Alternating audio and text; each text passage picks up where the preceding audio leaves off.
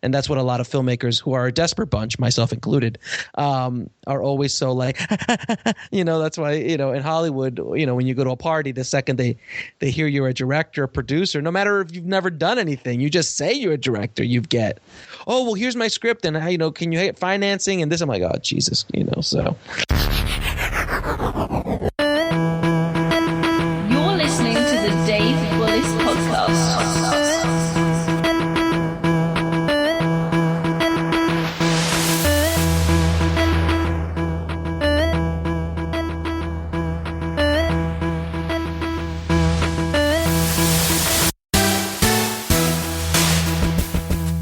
Hey everyone, thanks again for joining me for another episode of the Dave Bullis Podcast. Joining me today is Alex Ferrari. Alex has been in the film industry for over 20 years and has worked on over 1,000 feature films, shorts, commercials, music videos, documentaries, and webisodes. Alex began his career as an editor and he moved up the ranks to become a colorist. He has done post-production work and he's now a visual effects supervisor, which is also his specialty. Alex currently runs Indie Film Hustle, which is a website. If you're listening to this, you should check out because it's all about helping the indie filmmaker succeed. Alex, how are you doing? That's a great intro. Thank you, sir. I'm doing great. I'm gonna hire you to walk around with me wherever I go, and you're just gonna be my hype man. I did not copy and paste that from put that together from your bios on your website, sir. I did not. So. I know you didn't. But I'm just gonna call you Flavor Fay from now on. Oh, Thank you. You're my new hype man. I already have the big clock. I'm wearing it right now. So very cool. So, Alex, I just want to ask you, it's a question I ask everybody else, and that is, how did you get started in the film industry? I got started in the film industry working in a Miami production company, commercial production company back in the 90s. And I was brought in as an intern, and I busted my butt for 3 months doing an hour. This is my up the hill barefoot in the snow story. But driving an hour back every day, commuting, not getting paid, just because I needed to do something. So I kept showing up, and then finally my boss quit, and they're like, "Who are we going to give it to?" Well, that guy's been here. Let's just give it to him. And I got a job making $23,000 a year. So I was happy. So I was living at home, 23 grand. What? This is crazy. So fast forward, and I started doing this work. I started doing like dubbing and stuff like that, and I decided that if I lost my job tomorrow, I would be a PA. So I'll be like, you know what? I'm going to go learn that Avid next door to me. And that's exactly what I did. I took the course and started learning how to edit. And 8 months later, after I took the job, I went off freelancing by myself as an editor and never looked back. Did a lot of editing, freelance, opened up my own company, went from editing, jumped into color grading, post-production supervision, visual effects supervision. And during that time, I also directed a bunch of different projects, commercials, music videos, bunch of short films, released a compilation Blu-ray called Lipstick and Bullets, which has all my movies on it, plus like a guerrilla film school and all that kind of cool stuff on it. So I've been busy over the last 20 years. So that's kind of like how I got started. Well, Lipstick and Bullets sounds pretty cool. Is that available on your website?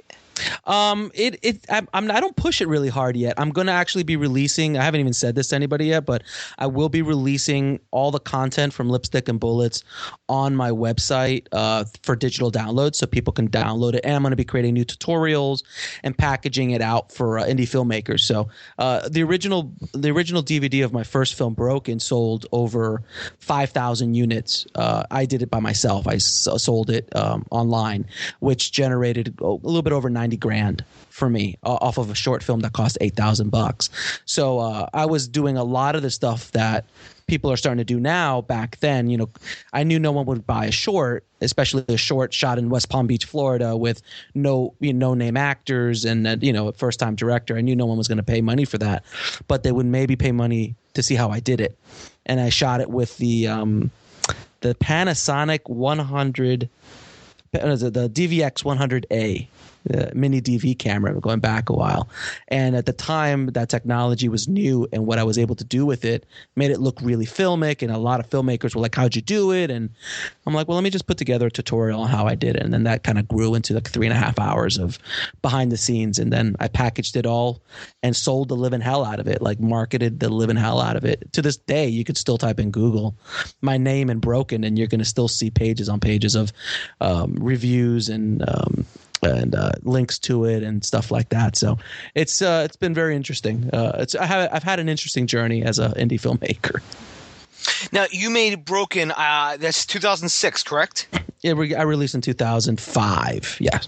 Okay, so when you first released this short film Broken, you made it for 8,000. You said. Mm-hmm. And you were able to this is before like it is now, we were able just to put things on a website and have people paid it down for all that good stuff. Mm-hmm. So how did you go about not only making the film, because I'm also very interested to know that, but I'm also interested to know how did you go about marketing this film even before the internet craze we have today. Well, I was doing I put it together on a DVD. That's all I had. There was no Blu-ray. There was nothing else. So I did it on DVD. You have to remember, YouTube was like not even a year old, and it had not been bought by Google yet. So it was still not the YouTube we knew today. The quality sucked. I still have videos. Some of my original Broken videos are up there from that time, and it was just a different world. So I just created a DVD old school. I used, like DVD Studio Pro 1.2. Like there was no drag and drop. You had to code. Like it was like insanity how difficult it was. I can't believe, like thinking back, like how I did it was remarkable. But I programmed it all. I did all the compression. I did all that, kind of put it all together, packaged it. My buddy who's an artist, Dan Kregan, he helped me put, and he's also a visual effects artist.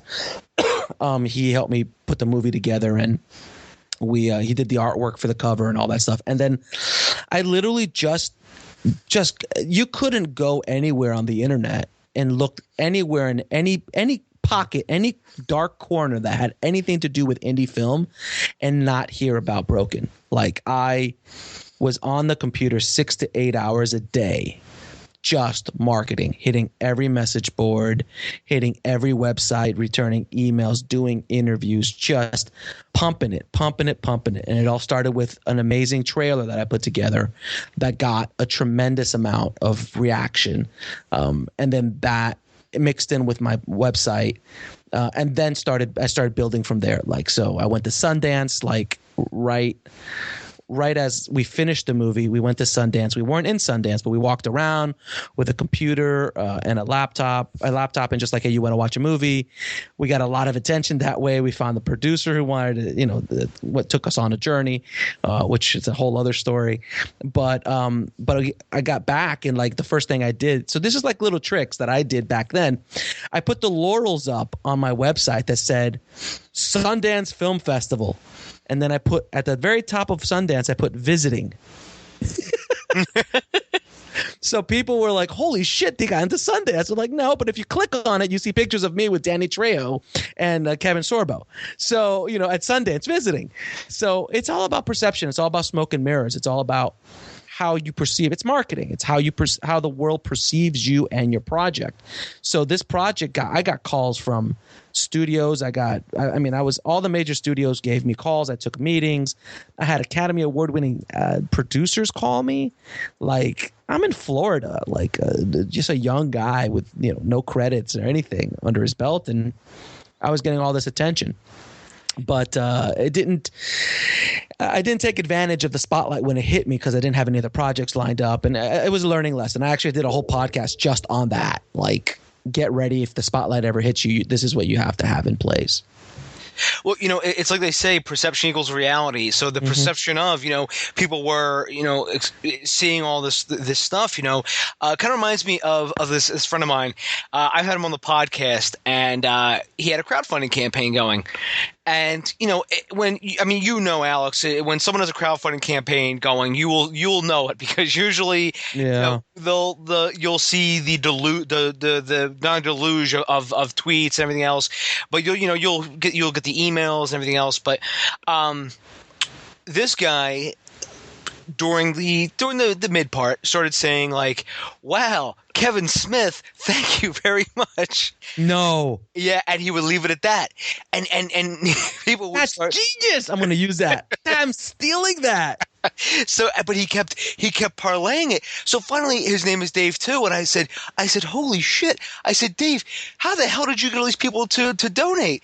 And he goes, "Well, between us, they didn't. I'm just saying thank you to them." I said, "Oh my god, dude!" I said, "Man, I mean, he was just having all these people. I mean, you would see some of these comments that he had on when he made this Facebook post. They would be like 150 likes and like all these people. But you know what that did, Alex, was encourage people to donate, because people were like, "Holy shit, he has Kevin Smith and he has I forget who else he said donating. Well, I'm going to donate $5 now."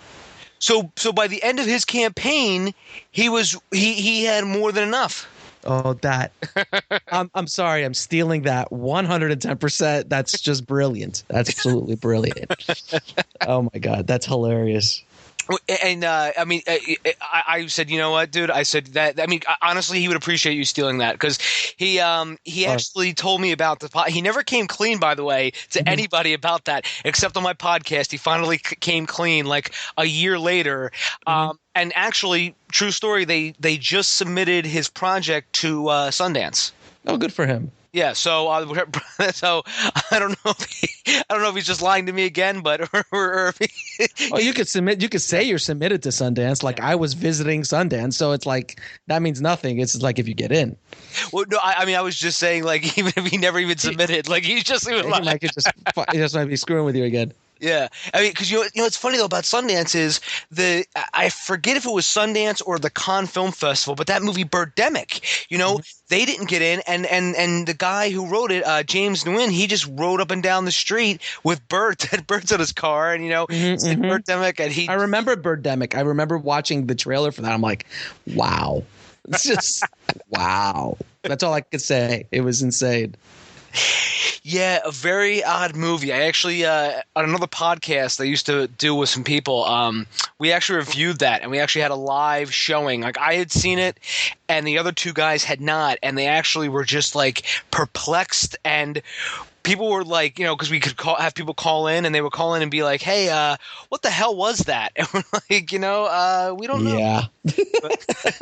Yeah. But yeah, back to Alex Ferrari's story. It's all right. I'm getting off on Birdemic now. It's all good, brother. It's all good. No worries about me, man. It's all good. So as you know, you were getting all these meetings with or at least phone calls with these producers because of Broken. Did that allow you to parlay that? All that's either the momentum or any contacts. Did that allow you to parlay that into the next project? No, it didn't. What it did do is it opened up a lot of doors for me. It did give me some contacts that I still have today, believe it or not. But what it did do is Broken opened so many doors for me as a filmmaker, and especially for post as well. I had so many filmmakers come looking for me in my services because I was able to do what I did on Broken, and they wanted me to do it on their film. So I opened up Numb Robot, which is my post-production company, and started to kind of do a lot of work that way. And I'm still, when I opened up Indie Film Hustle, I had no idea how many Broken fans were out there. And I still get messages from like Facebook messages and tweets and stuff going, "Man, I watched Broken like 10 years ago. It was awesome. Changed the way I did stuff. I really appreciate it. Keep it up." And I'm like, wow, man, like as an artist, if you can affect people like that, it's awesome. That's kind of the goal of what you do as a filmmaker. So, it's like a little film, man. It's a short film. I don't think anyone's ever talked so much about a short film ever. Like I'm still talking about it today. When I was like, I got called, like, a year ago, 2 years ago to like, "Hey, we're going to release it in England now." I'm like, all right. It's just like, all right, sure. That's Why not? And then I call up all the guys that worked on it, and they're like, "Is the horse not dead yet? Have you? I mean, the horse has to be dead by now." I'm like, "Nope, got a new life, keeps going. That little horse just keeps going." So it's an interesting cycle that this film has gone through. No questions about it. So is it available online that I could link to in the show notes for everybody? Currently it isn't. Not available online you can link to the Amazon link to buy the DVD or the Blu-ray.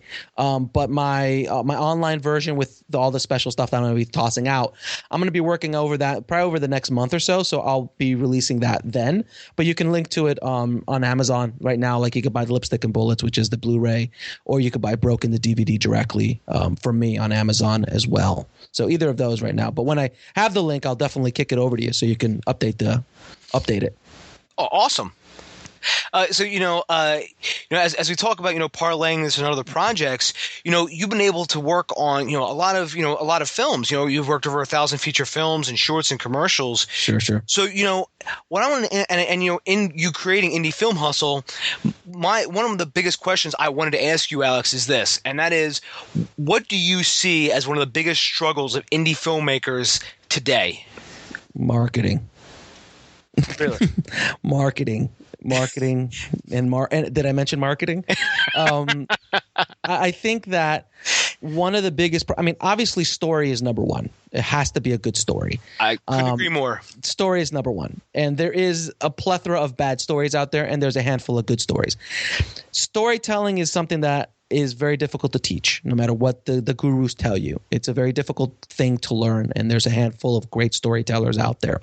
With that said, there might be 5% of the storytellers, but there's going to be another 95% of people making movies. So regardless if you're a good storyteller or not a good storyteller, you need to be able to market whatever you make. Because just because the story might not be that great or anything like that, at least give it a chance. Because look at all these movies that have found, like when John Carpenter's The Thing got released, they called it an abomination. They it's over. This is horrible. This is pornography. And they killed it. And if it ended there, it would have ended there. But then 10 years later, it's regarded as a classic. And John Carpenter's all the rage, and he's the best. And so marketing, I think, is such a big thing, and branding is such a huge thing. When it's branding yourself as a filmmaker, branding your production company, or branding your film, and showing and being able to market and express what you're selling. And man, I've seen a lot of projects go through my doors, and I've seen I've studied projects that are not in my doors, but had front row seats or close proximity to them. And I see the one common denominator with most of all projects that I've ever seen, like in the indie world, there's only a handful know how to market themselves. Like Blair Witch Project, one of the best marketing campaigns I've ever seen in my life. Paranormal Activity, great marketing campaign. But Paranormal was picked up and everything by Paramount. But if you look at Blair Witch going back, Eduardo Sanchez, he did that. They did that by themselves. They created that hype by themselves, then were picked up. That was amazing, like how they were able to do that and create this thing. Like, have you seen that new short film, Kung Fury? Oh, yeah, absolutely. It's brilliant. Brilliant. The way that guy has packaged that movie and sold the gear and just tapped into that 80s niche so beautifully. I just saw it on El Rey Network the other day. It was great. It was like on Robert Rodriguez's network. I'm like, this is brilliant, this guy. So marketing and be able to present yourself and understand that your film is a business is something that a lot of filmmakers just don't get. And that, I think, is the biggest problem with indie filmmaking today is they just don't understand that it doesn't end when the edit's done. It starts when the edit's done. It's the bottom line. You have to start marketing. I mean, look at us with Broken. I mean, it was a short little nothing movie shot in West Palm Beach with no actors, no nothing, shot on mini DV, but I sold, I was 100 visual effect shots, over 100 visual effect shots in an $8,000 movie shot on mini DV and the DV. So I went after my crowd. My crowd was indie filmmakers. So that's who I knew I was going to sell to. So I went after that crowd. That was my audience. I knew nobody else was going to buy it. I knew the general population didn't give two craps. So I focused my marketing campaign towards that niche. So marketing, understand who you're marketing to, understand if your movie is even a viable product. If you're making movies as an art form, great, then do it. But it's a really expensive art form. Unfortunately, it's not like writing a book or painting a painting or even playing a guitar. Making a movie is extremely expensive art form. So if you're going to do it for art, you're either independently wealthy or you're doing it at a very, very, very low budget where you don't care about losing your money. And that's fine too. But if you're trying to make a living as an artist and build a career where you can continue to do these things and not have to do a day job, you've got to treat it as a business. And that's where I think most filmmakers, and that's a big term, but most filmmakers fail. Because in today's world, there's so much opportunity for you to make money with your film if you know how to market your film properly. It reminds me a lot of what Dov Simons was saying on your podcast, and I've heard him speak before, but it was about making a first film. And he usually says, put them in a bunch of kids in a house and kill them all. Chop them up. Yeah, chop them up, sure. Yeah. And you know what? Honestly, I've just as a quick side note here, I actually have almost done a script that is exactly that. It's just a throwback to the 80s sleepover massacres. Sure. If I'll never shoot it, I just like to write stuff. But anyways, have you seen, Alex, in all your experience, have you seen that first-time filmmakers try to do too much out of the gate, if you know what I mean? Oh yeah. Oh, absolutely. It's man, it's touchy, man, because I'm a filmmaker, so I feel them. That's one of the things I did. Look, what I did when I did that short film, 100 visual effect shots is retarded. Like, it's crazy. It's not right, and back in 2005, it's not like now. I mean, we were doing stuff that was really taxing our capabilities, our little Macs at the time, And the funniest thing is that my two visual effects guys on it, Sean Falcon and Dan Kregan, both went on to be huge visual effects artists. So Dan is right now on Spectre up in Vancouver doing work on Spectre. He just got done doing Guardians of the Galaxy and Dawn of Planet of the Apes and all this stuff. And then my other boy, Sean, he just got done doing Ted 2. And so these guys are really talented and really high-end visual effects artists now. But when I knew them, they were just fresh out of school. So, which is another thing all filmmakers should understand. Definitely make sure your relationships, keep those relationships, because those relationships will help you in the future.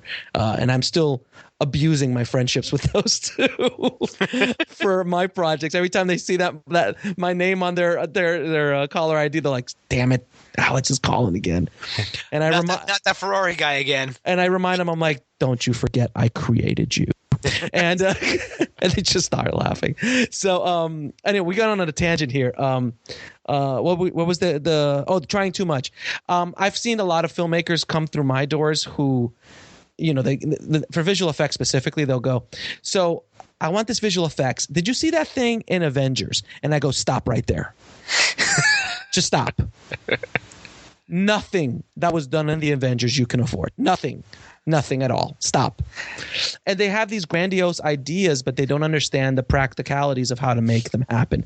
The most successful filmmakers understand what limitations and what advantages they have and are able to exploit that. If you look at Robert Rodriguez, you look at El Mariachi, he did so much with his little budget and what he did back then with the technology and everything that he did, but he didn't he didn't come up with some sort of with the Matrix hadn't come up yet, but some sort of crazy stunts that needed 1,000 visual effects that if the visual effects didn't work, the movie wouldn't go.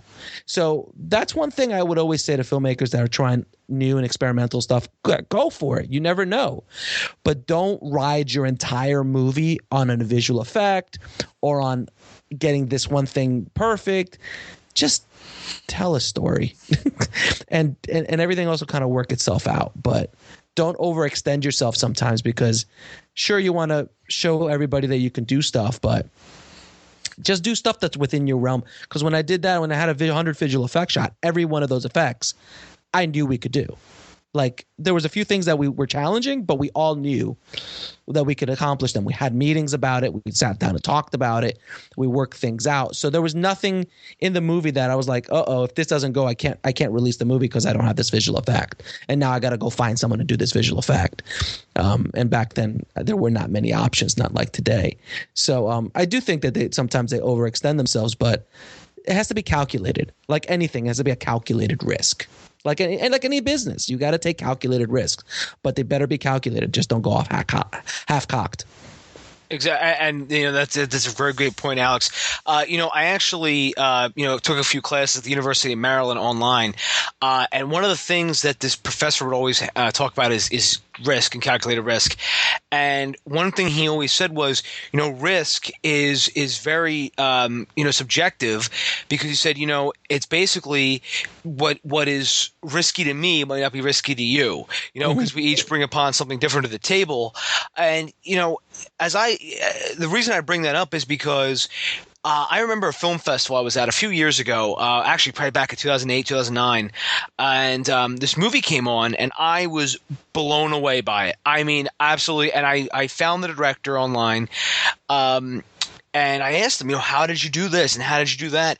And basically, he was a senior in college, I think at the time, maybe a sophomore, and he told me how he did all this stuff. And basically, he said that was like his third movie, and they said he had just messed around before, but this one, and I mean, it was called Andrew and the Wolf, and I'm going to link to it in the show notes, by the way, for everyone who wants to watch this. Okay. And it's on YouTube. And I'm telling you, Alex, they had special effects too. They had a lot of gun, a lot of the not only the muzzle flashes, but they also had the spent brass ejecting from the gun. They had bloodshots, and I mean, this just looked like he spent like $50,000, $100,000 making this film. And he said he just had a friend who was awesome at visual effects. He used that stuff from I forget who did it, but he did it. He had his friend do that, and they put it together. And I mean, wow, it was freaking phenomenal. Right. Like if I go do my next movie and I need visual effects, I'll be more, I can extend myself a little bit because I have the depth to be able to do something like that. But other people might not be able to. So they're like, oh, I really want that sky to look, I want the New York skyline. I'm like, well, do you have people who can do that? So just calculate it. That's all it is. It's all about being calculated and using the resources at your disposal. Yeah, and I mean, this guy, and then he ended up not really wanting to do movies anymore after that, which was kind of surprising. Yeah, trust me, man. We've all had that conversation in our heads. Well, he went out on a high note though, and I actually think he made one other short, and it was like nothing that I thought it was going to be. Like he couldn't capture that same magic. So. But yeah, you know what? And I ended up talking to him like probably about 4 years ago, and it was like he still didn't want to do movies anymore. But I completely understand what you're saying. I mean, a couple years ago, I had that same discussion because I shot a TV pilot, had a few issues with that, and then I was like, you know what? Maybe I should just step away for a while. And I did that, and I've been away. I haven't directed a movie in about 5 years. Mm-hmm. And I have just been becoming a better writer, doing this, doing that. Now I find myself writing a graphic novel, and doing a podcast. So but it's not. I am going to go back to film. Obviously, it's just I'm sort of taking this little detour route with the graphic novel. Sure. Hey man, it's all. I mean, one of my buddies is an amazing screenwriter, and he's doing graphic novels now too because it's the way that he's frustrated as a screenwriter because he can't get things off the ground as fast as he wants, as any of us can get off as fast as we want. So he's like, I'm going to do something I can control. I can draw. and I can write a story. And that's what he's done. And he's becoming very successful with his line of graphic novels and comic books that he's putting together, called Dead Future King, by one of the contributors on Indie Film Hustle, David Flores. It's about King Arthur coming back today to fight zombies. It's brilliant. It's really good. Like, it's a really good story. Like, he's got a fan base and everything for it, so it's great. And I'll link to that in the show notes as well. I made a little note about Dead Future King. Yeah. So anyone who wants to check that out can, as we speak on screenwriting, you had a very good post, on your website, indiefilmhustle.com. Thanks. You actually had about, it said, "Are you a screenwriter?" Now, I know you didn't write it, but no, that was David. But I actually think, that was a pretty damn good article. And, I wanted to ask you, when as you have grown over the years, what have you known and seen from your own writing? How has that gotten better? How has that evolved? And, for your own work? Man, it's a whole lot of different, man, because like the last script I wrote 4 years ago, 4 to 5 years ago, actually, when I wrote that script. And I've been writing a lot of other stuff, but I haven't, like you, I kind of stepped away from the business a bit. I had children since then. I have twin girls. I've become a family man. I'm still a geek at heart, so I always have Yoda close to me. Size matters not for my ally. So I am okay, Yoda. Okay, stop. So I always, I'm a geek at heart, but nowadays it's your perspective changes when you have children. So as a writer, things I might have written when I was in my 20s, I'm not that interested now as a guy in his early 40s. So, and that's the way it should be, because if I'm still writing what I would have written when I was 20, I don't know. That means you're really not growing as an artist, I think. So this kind of stories I'm trying to tell now are a little bit different. Next year, I hope to be directing my first feature coming up. I don't know what yet, but hopefully soon. I'll figure out what I'm going to be writing. I have an idea, but I'm putting all that together. And don't worry, the Indie Film Hustle community will know about it, as well as everybody else on the planet by the time I'm done. But like I said, Alex, you are very good at marketing. As we're doing the pre-interview, as you said about the struggles of the filmmakers today, you do marketing very well. So I guarantee you, people will hear about it. And I wanted to ask you though, when you do this project, would you ever crowdfund for it? Yeah, that's exactly how I'm going to do it. I'm actually going to be interviewing Emily from Seed and Spark. Oh, Emily Best. Emily Best, yeah. I'm going to be interviewing her next week. And I've heard a lot of good things about Seed and Spark, as opposed to Kickstarter or Indiegogo. And I've crowdfunded once for my film Red Princess Blues Genesis, which was my animated movie. And I needed some finishing funds because I just decided I wasn't going to spend any more money on it. And I wanted to get a star attached and everything. So I put it out on Indiegogo. I put one email out and one Facebook blast out. And within a few hours, I had a producer call me. He's like, "How much do you need?" And I'm like, "Well, I don't know, $3,500. All right. Do you want to just take a check?" I'm like, "Okay." And it was just that simple. Like it just did it directly. I was like, "Okay, is this the way it works? Because this would be awesome." So, and then I just finished the movie that way. So that's my only experience with crowdfunding. I didn't get anybody else, but that's all you need. You need one person if you could get that. But yeah, I would be crowdfunding it, and I got to figure a whole lot of stuff out for that project. I'm still trying to figure out what I'm going to do with it, but it's my goal next year to shoot a feature. As they say, we're not getting any younger. Well, it's kind of like that old adage, if you needed $1 million, do you get 1 million people to give you $1, or do you get one person to give you $1 million? I personally would take $1 million from 1 million people. It's a lot less issues to deal with.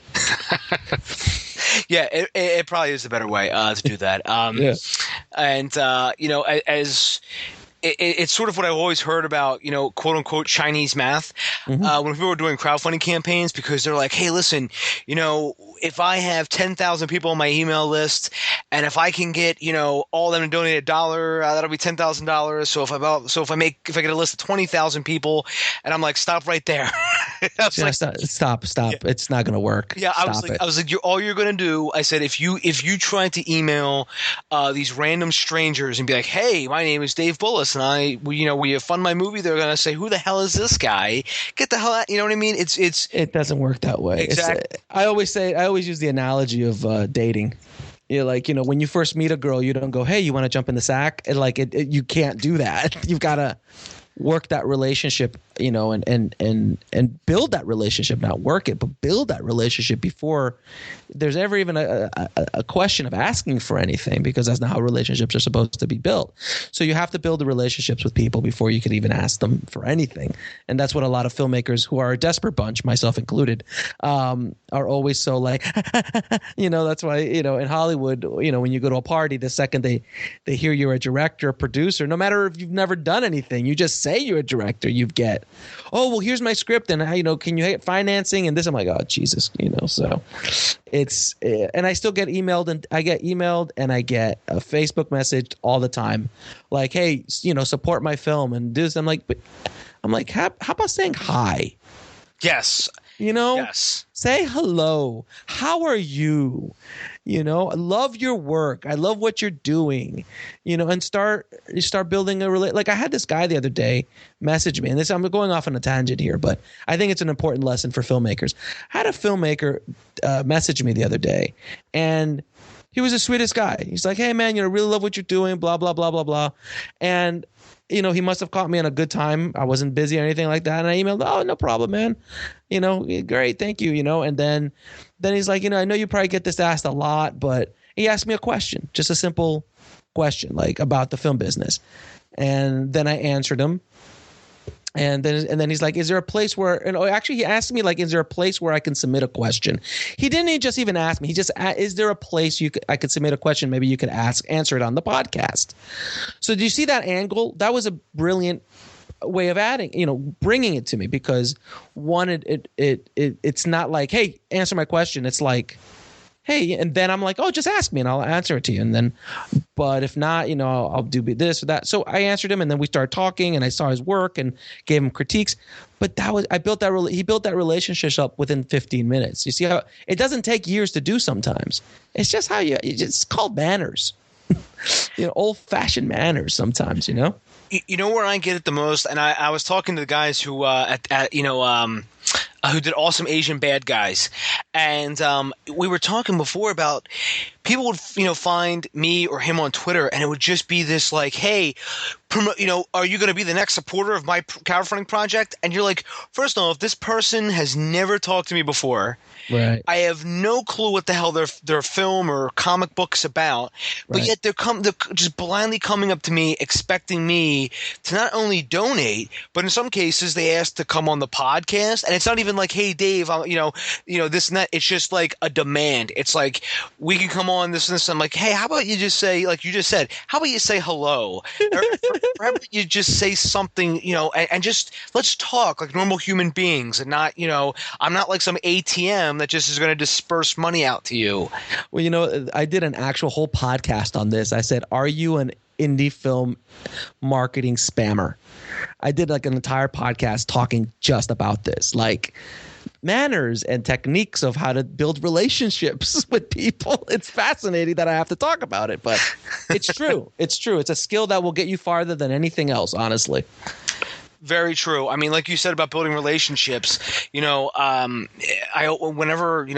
now I do, I'm a TA at Drexel University here in Philly for film producing class. And, one of the things that, I see a lot of there is some kids don't actually want to, I don't want to say network, but some kids just before class, they have their earbuds in, and they're just sitting there by themselves. Right. And I'm like, I'm trying to stress, you should be going up and talking to everybody you can, because you never know where these guys are going to end up. But that's the thing, that those guys won't make it. and it's okay. I mean, look, the film industry has been selling for decades upon decades, that everyone's going to be Steven Spielberg. Everyone could be Martin Scorsese. Everyone could be James Cameron or just Chris Nolan or David Fincher. And the reality is that nobody can be any of those guys because they're all there already. You can be a filmmaker and you could be an artist, but to get to those echelons of those guys, there's only a handful of guys doing that. It's not saying that's impossible, but you can aim for that and go for that. I'm not saying don't, but think about what you could do while you're trying to go out. Like, a lot of people keep swinging for that home run right out the gate, but nobody wants to go to batting practice. You know what I mean? It's like they just go up with the bat and just swing, but they didn't see that to beat David Fincher busted his ass for 20 years before he got a shot at Alien 3, which was a horrible experience for him. And then he came back with 7, and then he started from there. But they don't see that. They just see, oh, he's just up there. I'm like, it took them years. Chris Nolan and all, the list goes on and on of people who just killed themselves to get to where they are, and networked and did deals and learned and just completely worked on their craft again and again and again. And a lot of filmmakers, all they see is entourage. And they just they want the dream. They just want to be famous. And that's, if you're in this business to be famous, man, oof. Oof. Good luck, Mr. and Mrs. Kardashian. It's going to be a rough journey for you. You know, it's going to be a much rougher journey because every day there's another 60,000 film students being tossed on the market. You know what I mean? So it's, and now everybody with a phone is a filmmaker. So it's rough, man. You got to really, if you want to make it in this business and actually make a living at it, you've got to work, and it's going to work hard, and it's a long play. Like I always tell people, it's not a sprint. This is a marathon. I'm at 20 years now, and I've been successful as far as making a living. I've never taken a day job. My day job is post. So I've always worked within my business. And it's not easy to do that. It's something that, it took me a while to get going, but I did, and now other filmmaker friends of mine are like doing day jobs because they never picked up another skill in the business to make a living while they're trying to follow their dreams. So I hope that's some advice that someone could take out of this podcast. That alone is huge. Like, you want to be a director, you want to be a writer, great. But if you want to be a starving artist, or do you want to be an artist that eats a little bit while he's, developing his craft? It's all up to you.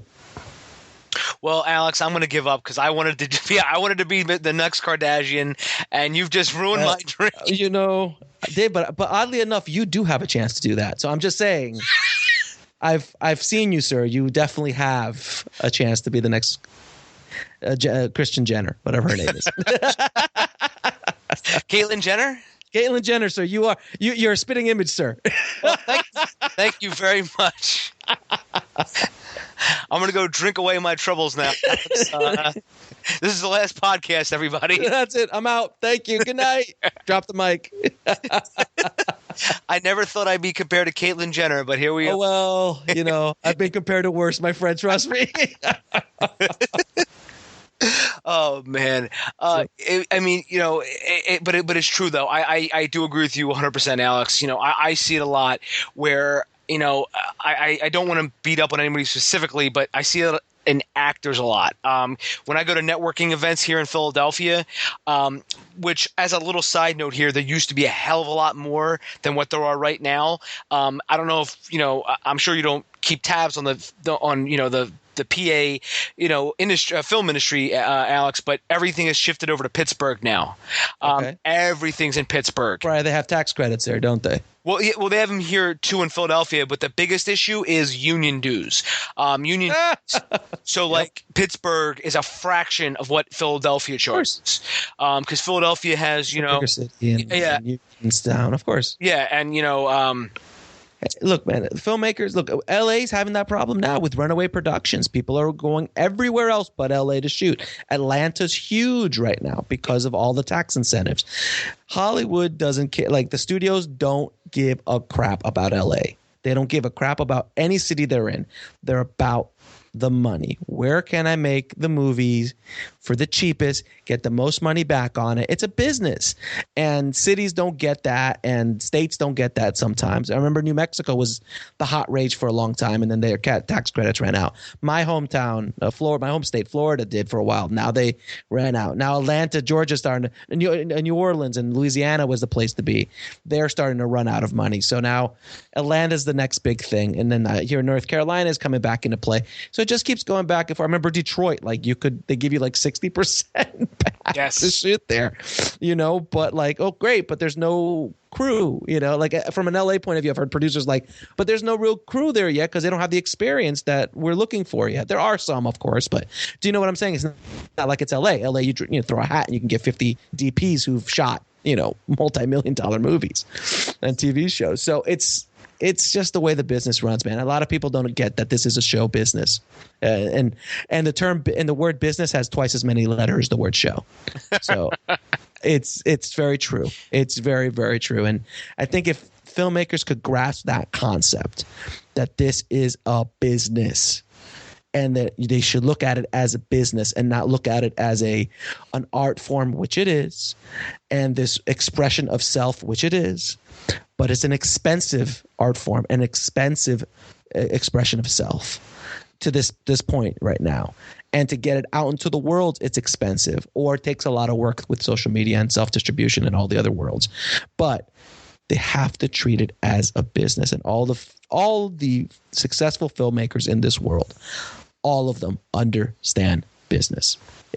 Every single one of them, from the Spike Lees to the Kevin Smiths to the Steven Spielbergs, the George Lucases, all those guys, all of them understand the business side. All of them. They're not just artists.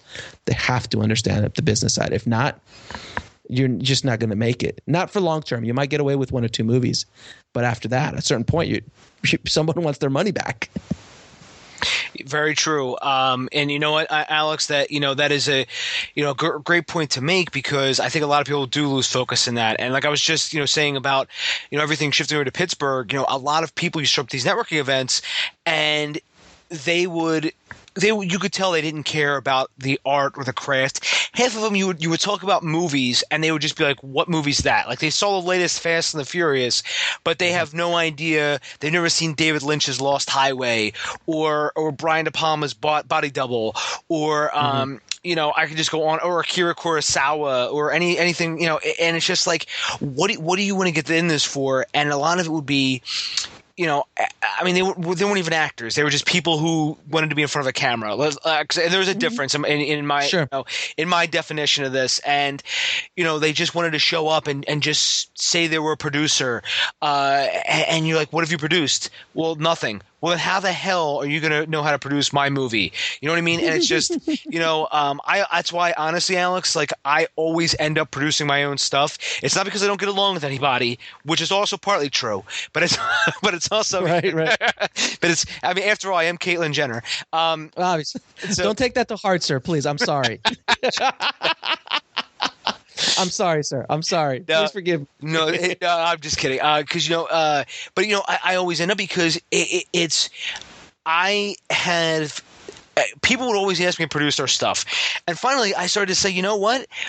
Why don't I just start producing my own stuff, and I don't have to deal with these guys who, like, 1 minute, like, hey, Dave, we want to burn down this windmill. I'm like, no, you're not. I was like, first off, you can't burn it down. It's not ours to burn down. And secondly, there's a lot more to it than just, hey, let's pour matches on it and we'll have a character throw, or pour gasoline on it and we'll have a character throw the torch. I was like, it's a lot more to it than that. And they're like, well, what do you mean? Well, guys, you can't – I don't want to give you laws about starting mass fires. But and that's what I mean. Like, I started producing my own stuff, and it's just sort of, that's what I've done. I've learned other skills, and that has allowed me to work with NFL films. That has allowed me to do all sorts of awesome things that I wouldn't have been able to do otherwise. Right. It's filmmaking is such a wild west kind of vibe, especially in LA. I come from 2 markets, so I come from the Miami market and I come from the LA market. So I've been in LA for now 8 years, and I I made my bones in in the Miami market. So I know both. I know small market, which Miami is not a very small market. It's one of the larger ones in the country for production, but it's that market versus LA. And here there's just so much more information, so much more talent because everybody's here. This is the whole town is about this, as opposed to like Miami or Philadelphia, where there's a group of people who are behind it, but it's not the same. It's not something that breeds within the city. So being in Miami, I found, it was Wild Wild West kind of stuff. Like, I'm just going to burn that car. Like, no, you really can't do that. Things like that. And in LA, they'll be like, oh no, we got to get a permit and this. And even like a film student would know that because it's just something that it's embedded here.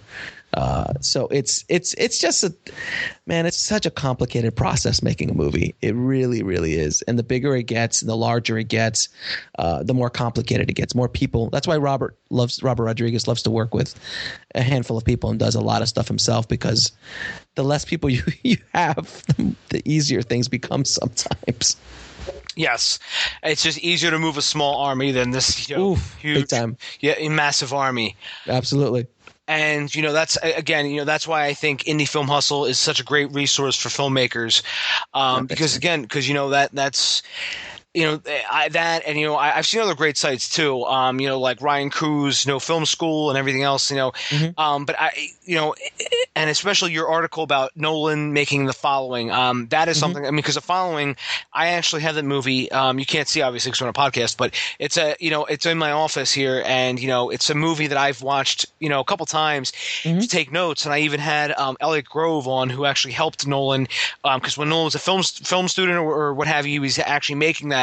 And he would come in like every weekend and borrow the equipment and be like, Elliot, we're doing this thing, blah, blah. So it was pretty cool hearing about, Elliot's take on that whole thing about cool. From that angle. And, but again, everyone, I will link to that in the show notes as well. Alex, I just looked at the clock and, we've been talking for, about 50 minutes or so now. Sure. I know, you're probably pressed for time. So, I want to have you back on the show at some point. Sure. I know we have so much more we didn't cover, but, in closing, is there anything that, maybe we didn't talk about that you wanted to maybe bring up today?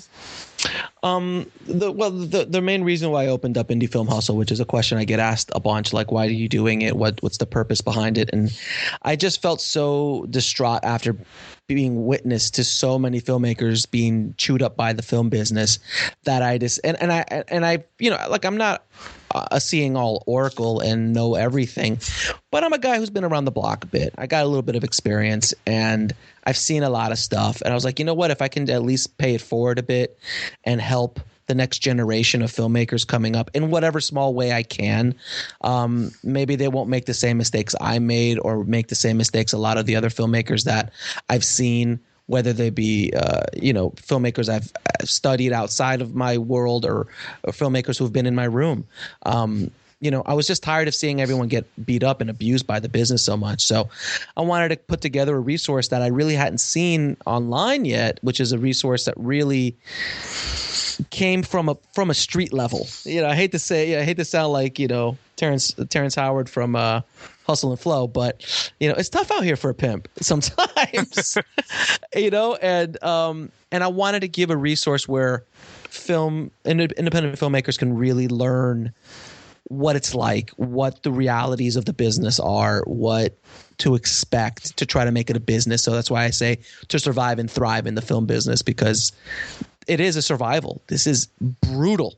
It's a brutal business. It's more brutal. Like my wife, who's not in the business, obviously we've been married now 10 years or so. So she knows the business inside and out just by being next to me. But she's like, you guys are just absolutely psychotic. Like all of you, everybody in the business, you're like crazy. And you guys the people backstab each other and lie to you constantly and say they're going to do one thing and do another and try to get a credit. And there's like a huge argument because my font size is too small on my credit list. She's like, there's people dying in the world, like people, you know what I mean? So she comes from a more practical background, but if you're trying to make it in this business, it's brutal. And I'm not doing that. I'm not saying that to scare you, but it's the reality of what the business is. You could ask anybody in the business who's been in the business, who makes a living in the business.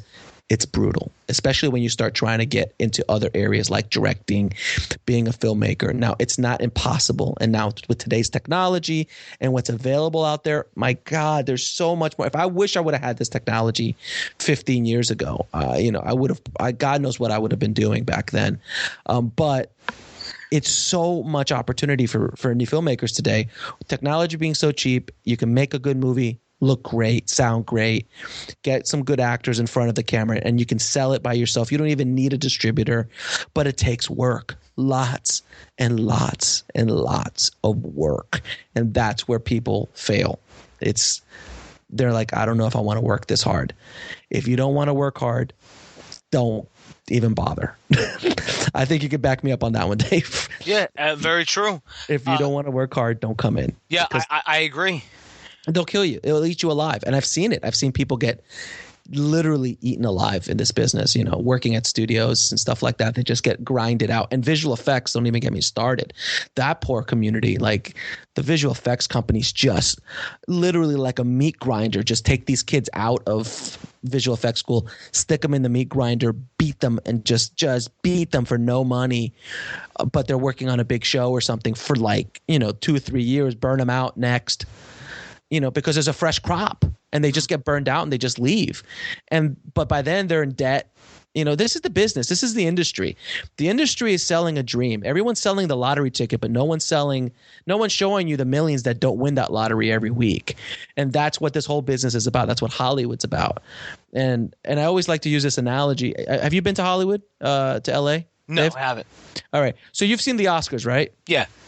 You see where the Oscars are, which is on downtown in Hollywood and stuff like that. Mm-hmm. When you get here to LA, if you go to where the Oscars are held on TV, it looks freaking fantastic.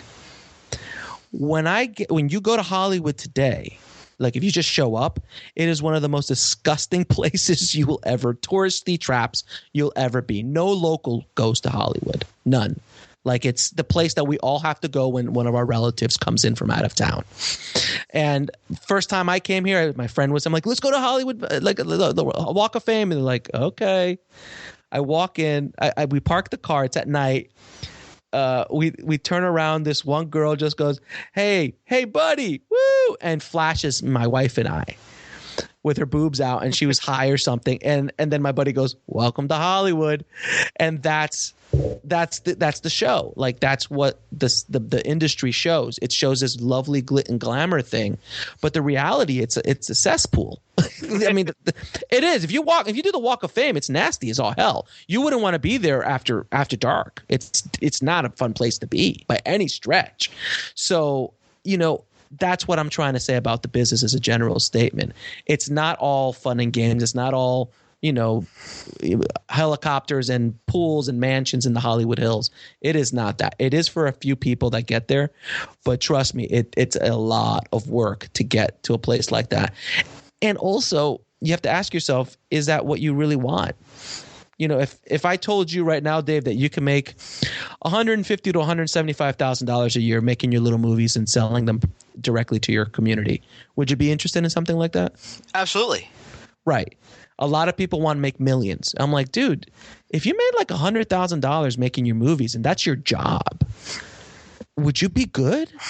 And that's where the paradigm needs to shift with filmmakers, in my opinion. They have to start thinking, okay, so what will it take for me to make 100, 150,000, or whatever that number might be for you? Might be 75 grand. That might be comfortable. I might live in Kansas and 75 grand is like 150 grand here in LA. You know what I mean? So it's all relative to where you live and what you're doing. But start thinking about things like, okay, so what can I do as a filmmaker, as a creator, as an artist to make a living? And then build on that. So if you start making 50, 100 grand a year selling your movies, selling your web series, getting advertising, look at all these YouTube guys. I mean, seriously, it's all doable, but it takes work. And then from there, you can levy that into, well, maybe I can make 200,000. So what do I need to make 200,000 a year?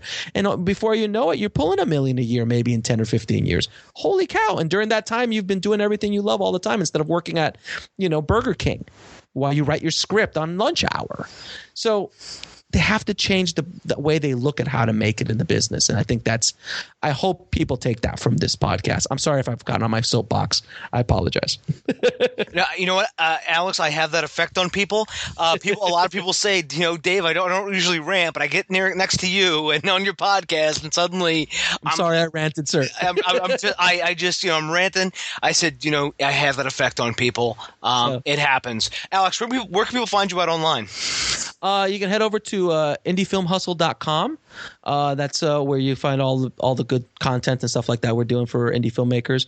My post company is numrobot.com, NUMB robot.com, and I do all sorts of post-production supervision, color grading, visual effects supervision, and online editorial, as well as just consulting. If you're gonna do a movie, you should probably talk to a post supervisor. That really is helpful, and that's a whole other conversation.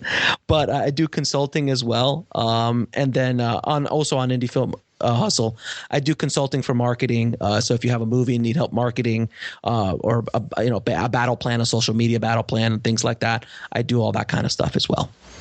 Very cool. Everyone, I'll link to all that. Alex's links in the show notes. And again, everyone, you can find me at davebullis.com. Twitter, it's at Dave_Bullis. I hope to God everyone knows that by now where to find me at. I figured they're listening to this. They're probably somewhere along the line have to have heard at least of me. I don't know. Maybe they exactly. Who the hell knows? Exactly. I get the most random messages sometimes, like, hey, I heard it from your podcast. I'm like, oh, really? I was like, what episode did you listen to? And they're like, oh, I didn't listen to any episode. I'm like, what? What? Okay. But, it's all good at the end, right? So, exactly. As long as they find you, that's all that matters. Alex, I want to say thank you so much for coming on. And again, obviously, I got to have you back on sometime. Absolutely, man. Thank you so much for having me on. It really was a pleasure talking to you. I had a lot of fun. Same here, buddy. Find Dave at davebullis.com. Please make sure to subscribe and share the podcast.